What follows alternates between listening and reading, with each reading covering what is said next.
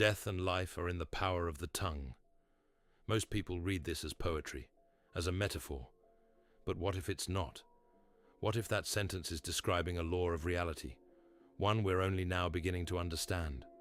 Words are not just sounds, they are vehicles of information, and information is not neutral. Words translate what is inside you, your spirit, your beliefs, your inner posture, into the world. Every sentence is a bridge between the immaterial and the material. What you say doesn't just express reality, it shapes it. Scripture takes words seriously. Christ warns about careless speech and idle words. Why? Because speech is creative or destructive, long before it ever becomes action. The Bible never treats words as harmless. It treats them as causal. Modern neuroscience confirms what Scripture stated many of years ago. Words rewire neural pathways, alter stress hormones, shape emotional regulation, and define identity and self-worth. A child repeatedly spoken to with contempt will develop a hypervigilant nervous system, struggle with self-perception, and carry those patterns into adulthood. No bruises needed, no physical violence required. Words alone are enough. That's not philosophy, that's biology. Words are immaterial. They have no mass, no physical substance, yet they reshape the material brain.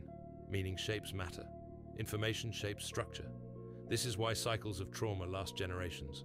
A father whose speech is cruel passes more than pain. He passes a template for reality. That child learns what love sounds like, what authority feels like, and what safety means. And unless interrupted, that template is transmitted forward. That's what Scripture means by the sins of the fathers. Not punishment, but causality. Sin isn't just rule-breaking. It is misalignment with how reality is structured.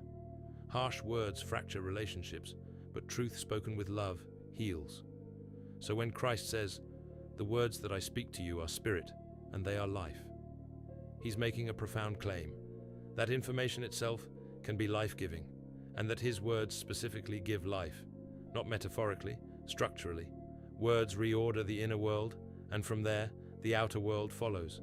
So the question is, what kind of world are you creating every time you speak? Death and life are in the power of the tongue, and now we know just how literal that always was.